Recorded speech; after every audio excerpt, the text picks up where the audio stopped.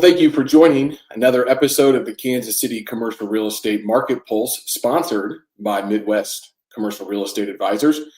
We are at episode 35, so we are working on climbing up to halfway to 100. Takes a lot of work, so big shout out to the team for making sure that I get scheduled at the right time and I show up at the right place, and we have awesome guests like we do today, and Jenna Scott, who I will introduce here very shortly. A little bit about our team.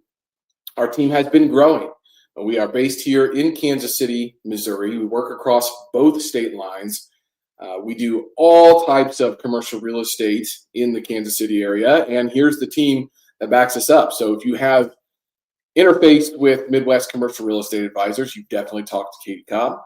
Nick Morales is doing a lot of work with land and land development. Nathan Roberts is your flex industrial guy in Kansas City. Just a quick side note on that front. We are currently working on just over 400,000 square feet of contractor garages and flex industrial, small bay industrial here in Kansas City. Just such a big tailwind for that asset class. Leasing, sales, anything that you need, pre-construction, design work, give us a ring. Chad Kage's doing all things healthcare, mostly working with doctors, dentists on their leasing and finding new spaces or expansion. Micah Beebe working on some retail and some multifamily. Mitch Case is our newest broker here at Midwest Commercial Real Estate Advisors, and he has an awesome listing in regards to a skilled nursing facility in Kansas City, Missouri. So that is a project we're working on together. And Derek Schatzer is with a different company, Henry Schein, and they do a lot of sales of dental practices. And when the real estate's involved, Midwest Commercial Real Estate gets involved as well. So if you are a dentist or know someone that is interested in selling their dentist practice, please do reach out. We do have those resources as well. So that rounds out our team. About the show, we have been bringing, and our aim is to continue to bring and be the go-to source for real-time data-driven insights into Kansas City commercial real estate, right, on a weekly basis. So whether you're an investor, a broker, a developer, or you're just curious about commercial real estate or Kansas City, this show is designed to help keep you ahead of the curve. One of my favorite sayings, I don't know who said it, but I love it, is we try to help you remember the future. Think about that for a second. Remember the future. And so we are always bringing on our current listings, any market trends that we're talking about and seeing. And we have expert insights like we do today with Jenna Scott. So let me introduce Jenna. Jenna is the Business Development Officer at the EDC of Kansas City, which is the Kansas City Economic Development Corporation.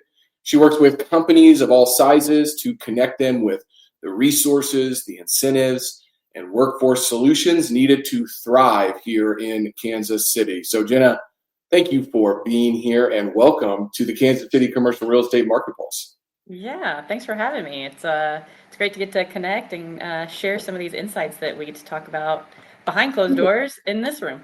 Yeah, it's very exciting. And I think this is a very timely conversation for many different reasons. But let's just break this down for the listeners here today. So if folks aren't maybe as familiar with the EDC, can you give us a quick overview of what the Economic Development Corporation in Kansas City does? And, just talk about the three different prongs, because I know you've spent a lot of time probably, on phone calls with me, educating myself, but I think this is so important for people to understand. So break this down for us. Yeah, so economic development is a little bit confusing to a lot of people. Unless you're in the industry, typically what I hear from somebody is, what is that and what do you do? And there's a couple of reasons that it can be a little confusing. The first reason is economic development looks different within every municipality, within every county. We have state level economic development, and so it's a layered multi-approach.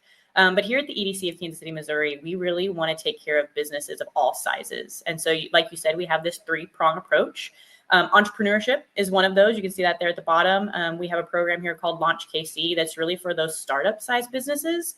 We also have a loan corporation, some governmental affair work, and then we have different programs that are there to be, entrepreneurial service organizations and help those growing businesses in their first few years of being a running business. Land development is the next part of us, and that is really where things happen. So those are the people who actually run the incentives, who help do the development of the land that we have here in Kansas City. And we work really closely with them in business development. And so as a business development officer, my job with my 3 other colleagues who do business development with me is really just to be the boots on the ground in Kansas City. So I mentioned before that economic development can be a little different in every city. So we are a quasi-governmental agency, meaning we are not embedded in the city of Kansas City, but we work really closely with the city. Most of the incentive packages that we offer come through the city of Kansas City City Council. And so we're always working with them to make sure that things are built for the community, that work for the community, that then we can take back and say, hey, we need some feedback.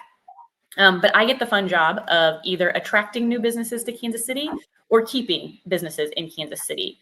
So we really want to retain the companies that we have here. We know they're great companies, and we want to attract the new ones to come here and really build Kansas City's ecosystem so that our people have good paying jobs that they love, and they just get to thrive in their lives because they have jobs that support them. Yeah, well, fantastic. I was on a show the other day, the best ever commercial real estate podcast, and I was talking to my buddy Ash Patel, and he was just like, "Hey, tell me a little bit about Kansas City." And after I was done, he was like, "Well, are you going to be running for mayor here shortly? It sounds like a campaign trail, right?" But I was just listing out projects, jobs, companies, right? Things that are happening, and maybe if we just ask you that question, right? It's like, people seem to be flocking towards Kansas City. I mean, population growth is never going to be 2-3%, but every year we seemingly are adding 25, 30,000 people, right? And businesses are coming here. When people say, what's going on in Kansas City and why do people should people be aware of it? Like, how do you respond to that? Yeah, funny enough, I was just on a panel on Friday of this called Why Kansas City, Why Now? There we go. And so it's so timely that you asked that question. I think Kansas City is really just finding that nexus of a lot of things converging together right now. We're seeing a lot of growth. We're seeing a lot of changes happening to places in Kansas City that have been kind of forgotten and been seen as not impactful for a while. So like the Berkeley Riverfront is obviously a really great example of that, and how it's been growing. There's plenty of buildings, or the West Bottoms is another example of places that have sat kind of empty and really not been. And now they're being created as places of culture and places of connecting and community. So I really think because Kansas City has such a diverse group of industries as far as businesses go, we present a very special use case for businesses looking for Kansas City. We have a workforce, we have a diverse workforce, we have space, we have downtown space. So we really just have this convergence of all the things happening. And then obviously the attention that we've been getting from things coming like the FIFA World Cup, from, all of the great things with the Chiefs and the Royals. It's really just, it's an invitation for people to come and check us out. And I think they're seeing that invitation and realizing how great it really is. That's a great answer. I really appreciate all of that insight. I wanted to second, because a lot of people have been reaching out to me saying, how you feeling about those Chiefs? And, look, I've got to spend some time with some of the coaches, some of the players. I know from just firsthand experience, the level of professionalism in that organization. And while it's definitely not the start that we would like, I think that the Chiefs embody a lot of what Kansas City is. Absolutely. And it's leadership. It is showing up and doing the work on a regular basis. So I am positively, thinking about the Chiefs and being able to kind of turn it around, right? And you never want to bet against some folks that are showing up every single day. So football's hard. The NFL is hard. Teams are good, But like if you think about it, just like the Chiefs are always competing for the best players, for the best coaches, trying to compete to win, it's similar from a city standpoint, right? We're competing for jobs. Not only that, we got to compete with Kansas across the state line, right? I mean, we are on state line. And if I just saw some reporting correctly, it seems like the truce is over, right? And so I was going to ask you about that. How is that impacting kind of your organization's goals and strategies now that seemingly is not being renewed? How does that change, or does it change anything that the EDC is focused on? I think the overall goal for any organization, especially when we have the by state that we do here in Kansas City, is to make sure that the companies are taken care of and they're happy. And then a rising tide raises all ships, right? As much as, yes, there'll probably be a few companies that switch sides. It's going to end up coming out in the wash a little bit. And this is, my perspective of how things work. I'm such a collaboration person that I think we can work together and figure out how to best serve those companies so that they do what they need to do best. But there are plenty of projects that we see that are coming over that are maybe on the other side of the state line that will still benefit Kansas City, Missouri itself. So, you have a tech company coming in to the Overland Park area, and while yes, they maybe have their headquarters there, they're still going to have plenty of people who decide to live downtown. They're going to have plenty of people who decide to come downtown for restaurants, for entertainment, for all of the other factors that play into making a city booming and growing. And we're all so close. I mean, you can't go anywhere within Kansas City without just 20 minutes of driving. And if you are, you're, going pretty far. So it's really great that we're such a compact area. And I don't think that the border war stuff is really going to be that large of an effect, because everybody who works in economic development has a partnership background who wants to just make sure the city does a good job of growing and thriving. Absolutely. All right. Well, thank you for that. I was curious, current event that I want to kind of get some feedback on for sure. So in regards to looking at one of the prongs, one that you focus on the most, right? Business development. So let's make this tangible for folks, right? Let's give them some ideas and some numbers to kind of go back, because I have been trained that if you answer in statistics and not adjectives, you get a lot farther in commercial real estate. So just break down the business development and what you're focused on. Yeah, so that's a real quick breakdown of some of the things that we have done. I believe these are last year's numbers too, but I think the most impactful one that I really love to focus on is the average salary. When you talk about living wages, when you talk about affordability that Kansas City has, that average salary in the city of Kansas City really makes a difference for our constituents and our citizens to be able to see how they live their lives and what they get to do. But I always tell people as well, I love the business retention and expansion part of my job. I came from a small business and invest in small businesses in ways. I'm a diehard local shopper when I can be, and getting to talk to some of those businesses that, maybe don't have the big capital expenditure numbers, but it's the ecosystem, right? Like, it's not about your home run hits. It's about your base hits too. Yes, we want a home run here or there, but you need a couple other base hits to really keep your team in the game. And those business retention and expansion projects are really what we see making a big impact for us. Yeah, most definitely. So, like, as a city, right, like for business development and focused on attracting, growing, and retaining businesses, from your experience, like, what is it that attracts businesses? What can the EDC, or what does the EDC do in that regard? And then from a retaining standpoint, because I just don't want to say that, like, hey, well, it's because of the incentive packages. Like, I want to know, right, like, what is it that is attracting and growing and retaining businesses in Kansas City, Missouri, right? Maybe I'll just flop that one over to you. Yeah. I would love to say that it's the incentives, but it's not always. I kind of give an example of, if you're doing any work inside of your home and you get two bids and one is really high and one is really low, but you really like the person who is maybe the higher bid and you think you're going to get a better quality out of them, you're probably going to go for the higher one, right? Yeah.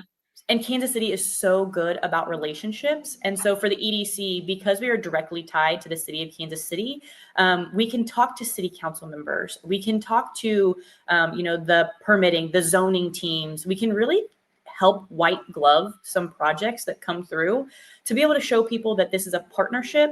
And then the other thing that Kansas City really does way better than a lot of our other similar cities is our people get behind things in such a way that if you come to Kansas City as a business, you will feel supported by the community.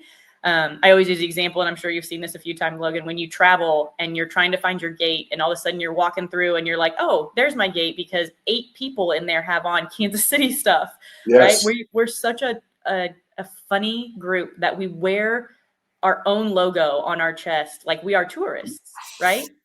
And so when you have that kind of buy-in, when you have that culture of people really caring about their city, and then the heritage and the history that's here of such a diverse group, it really helps companies to understand that not only are we going to support them, not only are we going to partner with them and make sure that their jobs get created, that their projects get done on time, under budget, and really in the way that they thought they were going to get done, but we also have this community that people just feel at home because there's so many different suburbs in Kansas City that everybody has something for themselves here.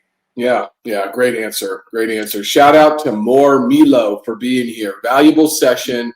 Partnerships are crucial for connecting talent with opportunities. So thank you for that comment, More. We appreciate that. Anybody else has questions for Jenna or myself, make sure to drop them into the chat. And I think that's important as you are, we have a national audience here. So thinking about how to interact and understanding what your local EDC, ADC is actually doing. Drop those questions here as well for us. Okay, so moving on to the land development side of things, right? And this is a space that I play in quite a bit. Talk to us a little bit about that role with the EDC. Yeah. So really, when we talk about the ecosystem that is economic development, I was saying that we have both entrepreneurship, we have the land development group, and then we have that business development group. My job as business development is to really just be that I got a guy person. And typically the land development people are the I got a guy person for people. They're the ones who really help to activate those incentives to help people figure out which incentive is going to be the most lucrative for them, the easiest to get through, and meet the needs of that partner. So you can see those total investments there for those land development projects, and then the pipelines that are coming in. That includes 5 or 6 different incentives that we can offer, but it's all a lever system for that group. It's what works for them. How do we make sure that the city is still getting the taxes that it needs, while also increasing the jobs and having people places to work that they thrive in, and then being able to make sure that everything is taken care of top to bottom. And my job with the land development group is to really just be the project manager to help them out, to make sure that people are getting the paperwork they need in, making sure that all the pieces are made easily, and then making sure that they, at the end, they get the certificates they need and everything is taken care of. Yeah, awesome. Yeah, it's so good to have both of these components, I think, in the third one, entrepreneurship, that we're going to talk about here shortly, together, right? Because they do go hand in hand, right? I mean, there's a lot of businesses that might say, hey, hey, we would love to relocate to Kansas City, but here's our needs, and we need these things. And now the EDC can say, I got a guy or gal that can take care of that, right? I think that's really important. So love that component of that for sure. So entrepreneurship is something that is really near and dear to my heart, as I was fired from my last W-2 job about 9 or 10 years ago and have been on my own entrepreneurship, journey ever since. But, I think that what I loved, and I was part of the Startup Village here in Kansas City, which was a really cool initiative with Google Fiber and things like that. But sometimes I hear Kansas City is the Silicon Prairie. Right. And so it's like, I wonder why, some of those businesses and startups, and we've had some very successful businesses and startups, in our ecosystem here continue to graduate, get acquired or whatnot. Talk to us a little bit about the EDC's thought process around how to foster entrepreneurship and small businesses. That's such an important part of the community. Yeah, absolutely. It's the start of every community. It's what most people see, like yourself. A lot of people are, quote, unemployable because they've had a taste of entrepreneurship and they know that they can never go back. And those are some of the best communities to be involved in. And I think what Kansas City does really well is we have a lot of ESOs here in Kansas City. So those entrepreneurial service organizations that can assist in a lot of different varieties of area, whether that be Launch KC based here in the EDC, where, we put out the new application just not 2 weeks ago for people to sign up if they are interested in applying for Launch KC.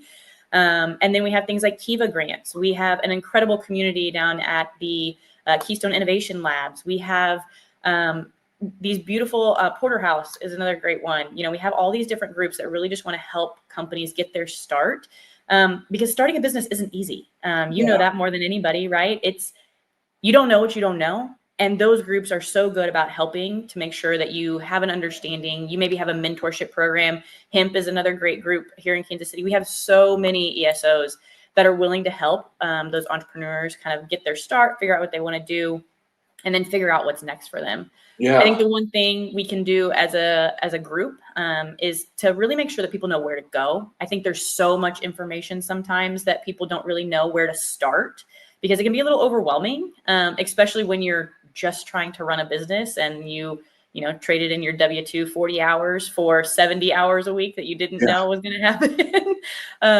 And so really just helping those people. And I think that's what the EDC does well, is if we don't have something for you, I try really hard, my team tries really hard to say, wow, we don't have anything here, you should talk to X person, you should go to this place, KC Source Link and things like that, where we can really just, each individual person has a different need. And while we may be perfect, we don't have that need for them. So we got to make sure that we have easy communications and helping people to find the right spot. Yeah, a couple things I just want to point out here. Startups funded since 2015 for the last 10 years, over 122 startups funded. And in the last 12 months alone, 15 of those. Even more interesting and cool, in my opinion, is the 70%, which is the percentage of women or minority founders funded, right? Yeah. And again, you had mentioned diversity, and you had mentioned, the ability for everyone to have a place in Kansas City. Just love to see those figures as well. So social entrepreneurship being something I'm also very passionate about. 28 social venture studios and total companies, right? It's just like really cool, meaningful partnerships that are being made on the entrepreneurship side as well. So thank you for detailing that as well. I mean, this is one thing I have been speaking about, harping on a lot lately, is yes, real estate is important with the location. Everybody has heard that. But I did hear someone the other day say, almost as important as jobs. People need to have the funds to live in the properties, to work in the businesses that, and fulfill those properties on the commercial side as well, right? So when we think about jobs, I think many people don't really immediately think about commercial real estate, but I do think they should. So in your opinion, how do those two connect? Yeah. So for those who don't know, I've only been in economic development since December of last year. And I was very fortunate that the person who hired me gave me an understanding of economic development from a holistic standpoint. And so when you think about communities, what typically happens is a new development comes in and then creates these jobs. And then once people are traveling into work, they want to be closer to their job, because when we're looking for a new home, what do? How far is my commute? How far do I have to travel? And then once you're around that business that you're traveling to on a day-to-day basis, then we can create density, right? Mm-hmm. So we have these people who are traveling probably the same path every day, where they're going to and from work. And then you can start talking about some of those commercial spaces where, is it retail? Is it restaurants? Is it, places that people can stop along their way? And then before you know it, that one business that maybe felt like it was way out there on its own now has a community based around it. And then we can, talk to you guys and our, Midwest CRE advisors, and even in some of our other brokers, and say, what else can we put here to serve this community that they maybe don't know that they need, but that they don't know they want, but they need? What else can we do to build this community and help it to thrive? Yeah, most definitely. Absolutely. I think that, I have been watching some things down south in Kansas City on the industrial side, and some expansions as well. I mean, those are just a few examples of where job creation directly translates into commercial real estate growth. Are there any just of recent, since December, when you've been on the team, that kind of stand out to you, where job creation was like directly translated into commercial real estate growth, or vice versa? Plenty of examples of that when it happens, and that corridor that you're talking about is a great example. The Blue River corridor, yes.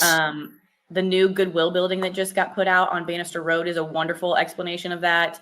Even we just finished closing a project with Behavioral Health Allies, who is creating jobs in the health sector and really changing that whole neighborhood because there are more people traveling to that location. But anything that has been popped up lately, people may not notice it, but I've been told I'm in the business of things that just happen. And that's what people don't understand about economic development is all of a sudden you're noticing that there's 17 things on a street that there used to be one. And that catalyst is typically that development project that was attracted or retained in Kansas City. And all of a sudden now you've got density pulling up around it. So it's really cool to see how some of those new places have created that. And that's why we love the network that we get to work with you guys and our brokers and people that we get to talk to of like, okay, now we have this building here. Now what is next and how do we create those next phases?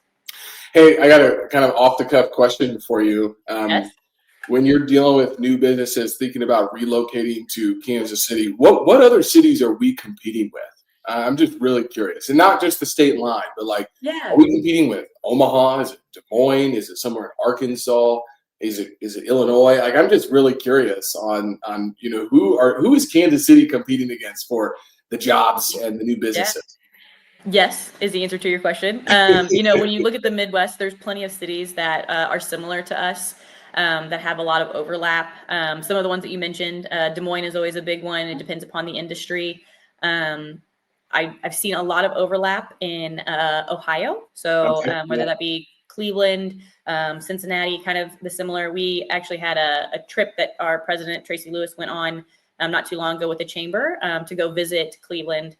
And it's really got an overlap. And so there's a lot of similarities. But again, what I think Kansas City does better than most of those other cities is we have the diversity of industry that we don't have to pigeonhole ourselves into one area, right? So funny enough, we were just in Detroit for an International Economic Development Conference, and Detroit is a great example of a city that maybe pigeonholed themselves a little bit for a while. They got so deep into that manufacturing world, and then they've done an incredible job. If you haven't been to Detroit recently, or you haven't checked out how Detroit has changed, they're a great example of how they used economic development and they use public and private funding and partnership to be able to completely change the way that city is looking. And what they did is they're still in that same industry, but they have created subsets of that industry that don't have the same fluctuations of each other. And I think that's what Kansas City does really well. So we have a lot of manufacturing. We have a lot of technology. Like you said, we got Silicon Valley right here because we have the Silicon Plains, and we got chosen for some of those projects early on, like the Google Fiber stuff. That's right. There was a reason for that. And so now we're taking all of those pieces of, okay, we have this industry here, we have this one there. And that's, I think, the one deciding factor that we have over a lot of those cities that we compete with. Yeah, most definitely. And I also will say that, from a commercial real estate standpoint, one thing that I'm tracking diligently is that over 11,000 people a day in the United States are turning 60 or older, right? And so this ability to have major healthcare, as well as these communities that are, transitioning from independent living to assisted living to skilled nursing facilities around the area. I think that's a really interesting trend to kind of continue to look at. Additionally, from the other trend that I do see is a lot of these kind of suburban neighborhoods, which is like suburban urban. So, Lee Summit could be a good example of what's going on at New Longview Lake, right? Where you have businesses, you have the ability to own or rent. It's very walkable. I think Kansas City's done a really good job in regards to bringing those kind of unique neighborhoods into the area, which that attracts jobs, attracts people, and a lot of demand and development. I mean, look at the Northland. I mean, that place is just blowing up. I mean, Eastern Jackson County, the same way, right? Southern Jackson County, same way, Even if we continue to go out, this is out of Kansas City, Missouri, but, if we just go a little bit farther down to Cass County, and Belton, and Raymore, I mean, wow, it's just really interesting to kind of see all these different little pockets that kind of work within Kansas City. Now, I remember us talking, and you had said there was a number of, I can't remember the actual number of different municipalities that make up the Kansas City Metropolitan Statistical Area. That's always hard to say. MSA, I like to abbreviate. But how many of those municipalities are in Kansas City, Missouri? Because, people are like, hey, is Gladstone a part of Kansas City? Is, Belton? What is Kansas City? Help me understand that. So if we are talking about actually Kansas City, Missouri, there are a lot of really close cities that are technically close by. So Grandview is an exact example of that. Yeah. Technically not Kansas City. And if you actually look at the map of where Kansas City is outlined, it does not fall into that. But if we're talking about our county area and we talk about Kansas City as a region, so we partner really closely with the KC EDC.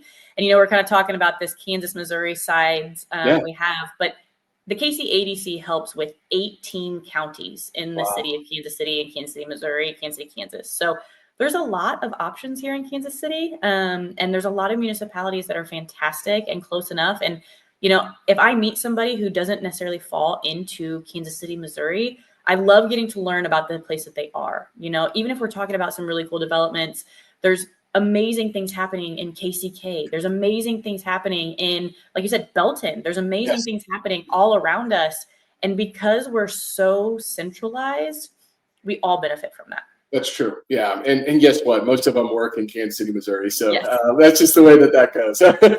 Yes, absolutely. Yeah, absolutely. Still much the largest city by and far in the MSA. So we talked about some case studies and some success stories. So I do want to kind of get to the future growth of Kansas City, right? Because I get asked the question a lot, like, hey, man, Kansas City is kind of like Denver 10 years ago. And then people have been saying that for like 5 or 6 years. And I'm like, well, first off, we have not the same climate at all. No. Second off, we have no mountains except for Wyandotte County State Park that I just ran 30 plus miles at. It felt like I was running up a mountain. So I don't really position ourselves like, Colorado or Denver or anything like that. But we do have a lot going on as a city and a lot of growth. But in your experience and just in your opinion, how is the Kansas City region positioned for growth? What is the future for Kansas City as you see it from the EDC standpoint? Yeah, I think the cool thing about where Kansas City is right now, like I was saying earlier, is we're kind of at that nexus. When I first started, I kind of got to thinking and talking to some of my leadership, and I genuinely think that this is Kansas City's golden era that we're walking into. I think that we have a very set amount of time here that we're going to be able to really seize the moment. And not that after that time, Kansas City is going to fall off by any means, but where we're really going to see exponential growth that's going to, double in size and can be really beneficial for us. I think the one thing that Kansas City has done a really good job at is staying really consistent. And I think sometimes we have to push people just a little farther to be able to realize some of that growth, right? Midwesterners typically love to just stay comfortable. And I think Kansas City has positioned itself to grow more by showing what we're capable of. We consistently hit above our weight. When we have companies come in and see what Kansas City is, getting people here to show them what we offer is what really makes all the difference. Kansas City is a lifestyle. We have a lot of things that other cities don't necessarily have. We have arts, we have food, we have cultures, we have blending of multiple cultures and, great examples of cool builds, cool places to go. We have that family values thing. We have your neighbor who will wave to you whenever they leave the driveway. It's a community, but it's so positioned because of that, that I think we're going to see a really great next 25 to 30 years of what Kansas City can come up with. All right. So playing devil's advocate here, if somebody's listening in from Des Moines or Omaha or Lincoln or Northwest Arkansas or just wherever, right? Denver, we've talked a lot about the great things about Kansas City. Where can we get better as a city? Where are opportunities to overcome some challenges that you see? Yeah. Well, I think one of the things that I just said is that Kansas City's done a really good job of staying pretty consistent for a long time. And I think in some ways we can be a little shy to take the big swing that we might strike out. And I think this is the perfect time for Kansas City to start swinging for the fences a little bit more than they maybe would, just to really see what we're truly capable of and push those boundaries. I think we can always work on taking care of our people a little more, working on those communities that have maybe not been invested in it as much, making sure that this isn't just a, central Kansas City growth, that this is north, south, east, and west. And we do that through being intentional. We pay attention to what the communities need, not what they say they want. We make sure that it is a holistic view, not just, placing this business because that's what they asked for, but making sure that we're attracting companies to those places, which is why we have the incentives that we have set up the way we do, to make sure that we attract people to these places that are fantastic places, but maybe don't get the same amount of travel as the downtown corridor does. So I think that's where we really focus in on, is making sure that we spread the wealth. We make sure that our community is taken care of as a whole, and we start swinging for the fences. Love that. Absolutely. Couldn't agree more. Are you ready, Jenna, for Yes. the quick takes? Are you sure? Let's get the drum rolls going here. Let's see if I'm ready. All right. So favorite book. All right. Your favorite book. Yes. Favorite book. I'm an avid reader. Logan and I kind of nerded out on this when we first started chatting. So this is hard, but I think my favorite book is a book called Outwitting the Devil. Oh, wow. Napoleon Hill. You ever read that one? So what I love about this book is that it was written in like 1914. It is actually a book that was the author's wife wouldn't let him release because it was so controversial during the time that he was in. Napoleon Hill, I believe, is who was the author of it. Yeah, that's right. And he didn't release it until after he had passed away. His wife released it for him. And it talks a lot about the things that we struggle with right now as individuals, right? We, as a community, we're still talking about the same things. And I love this book because it just reinforces that we as people kind of go through these cycles, and we got to learn how to break through them and push our boundaries. Great. Nobody has mentioned Outwitting the Devil except for you. Just for everybody's knowledge, it's the same author of Think and Grow Rich, yes. One of my favorite books, if not my favorite book of all time, but much less known is Outwitting the Devil. I have read it. I love it. It is him interviewing and talking with the devil on a regular basis. It is so unique, so interesting, and the backstory is even cooler to figure out. So great recommendation there, Jenna. Okay, just your best piece of advice. This could be for people working within the industry, or just a piece of advice that you have heard over the years that you'd like to bestow upon the listeners today. Advice is hard because it depends upon your situation for me. But I think the one thing that I've had to learn, and if you guys haven't picked this up yet, I'm slightly extroverted, just slightly, but just to listen to people and truly listen. That's one of the things that's served me the best in this role, is to really connect with some of those business owners, and for them to feel like somebody cares about them is one of the most impactful pieces. And then just being willing to connect people with no thought of a return. Like I just want good things to happen to everybody. And that comes back to you in tenfold when you do it with a place of intention and care. Fantastic. Love that. God gave us 2 ears and 1 mouth for a reason, right? So let's not forget it. All right, maybe a trend that you're seeing in economic development right now. You were just at the national conference, right? So what's a trend that people are not watching right now? What was the hot topic at the conference? Funny enough, because this industry is so multifaceted and has so many pieces to it, the trend that we heard a lot was connecting with partnerships makes all the difference. A lot of the times we'll have incentives, we have these things, but it's not the incentive that makes the deal. It's how are we going to use the community, the city, all the pieces that go together to be able to make sure that the companies are taken care of. And then an interesting trend that is more on the technical side of things is really just seeing what's happening with utility usage and energy sourcing here in the next 5 to 10 years. Previously, economic development didn't really see huge loads, and it was never a question of can we supply the amount of energy needed to run this business. And now we have companies coming in who are asking for the same amount of energy that it takes to run a nuclear power plant. So there's a big trend in how we make sure we get ahead of that for companies. How do we make sure that if we have more data centers, if we have more, infrastructure and technology coming here, how do we make sure that they're taken care of and we can get them quickly taken care of by the time they're ready to start producing? Yeah, most definitely. That's something a lot of cities are looking into right now. Yeah. All right, this question is really vague, so I'm not going to ask this one, what's next for Jenna? But I am going to ask you, if you are sitting here at this time next year, and it was the best year ever for the Kansas City EDC and for Jenna, what has happened in that 12-month period? If I'm sitting here in 12 months, the EDC Kansas City has thrived during the World Cup. And we are currently working on the lasting legacy impacts of the World Cup. The World Cup is going to be fantastic. We're so excited to have them here. We're so excited for all of the tourism and all that's going to come in. But I think Kansas City and economic development specifically is really going to need to focus in on how we turn this into a benefit for the city long term.